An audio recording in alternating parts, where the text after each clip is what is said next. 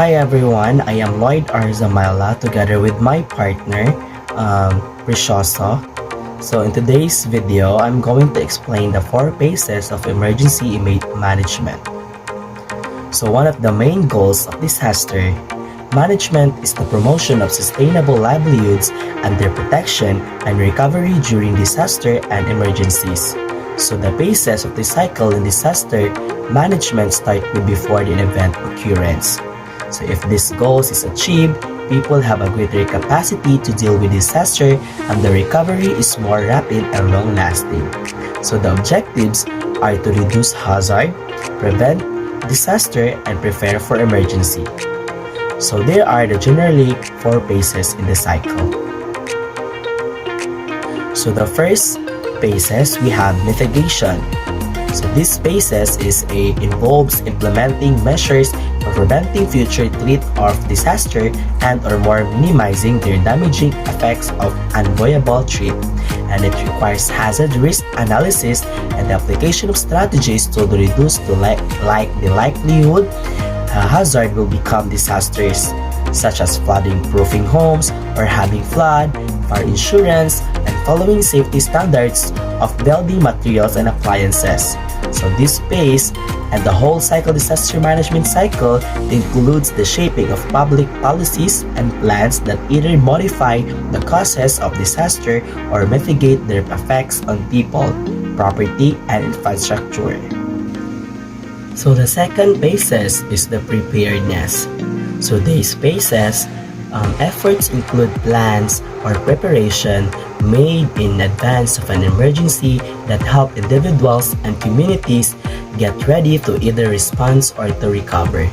So it aims to achieve a satisfactory levels of readiness to respond to any emergency situation through a program that strengthens the technical and managerial capacity of governments, organizations, and communities.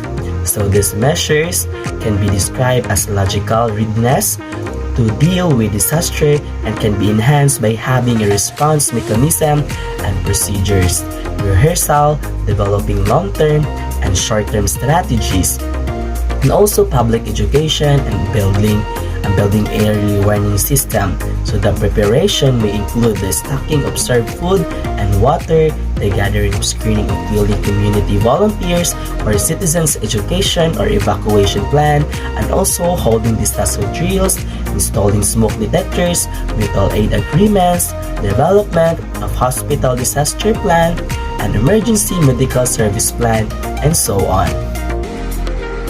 So now let's proceed to the third step of disaster preparedness plan, so which is the response. So disaster response work includes any action taken in the midst of or immediate following an emergency, including efforts to save lives and to prevent further property damage. So ideally, disaster response involves putting already established disaster preparedness plan into motion. So it's what the public typically thinks of when imagining a disaster. Flashing lights, evacuation, search and rescue, and sheltering victims. So healthcare and psychosocial intervention response starts here. The focus in the response phase is on meeting the basic needs of the victims until the sustainable community has been achieved.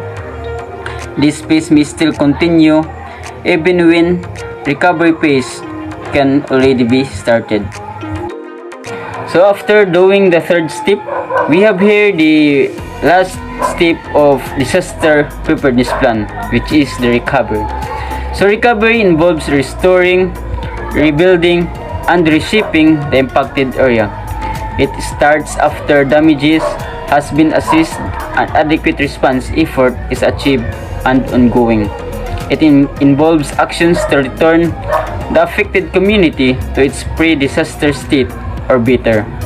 As the emergency is brought under control, the affected population is capable of undertaking a growing number of activities aimed at restoring their lives and infrastructure that supports them. So recovery activities continue until the systems return to normal or better.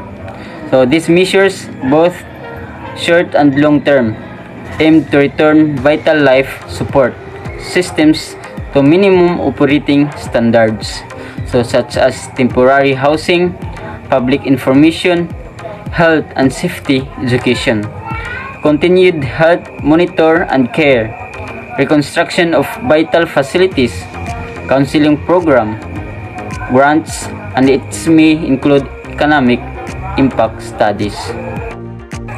In reality, there is no clear distinct point at which these four pieces change throughout the cycle. There can be opportunities during the recovery period to improve prevention and increase preparedness, thus reducing vulnerability. Recovery can start when the response phase is still ongoing. A smooth transition from recovery to mitigation is still. The disaster management cycle is just a typical flow of events. When disaster strikes response is prioritized, mitigation can't start yet. When disaster hasn't yet happened, mitigation preparedness start and there is nothing to respond yet. But the lines between each following cycles blur.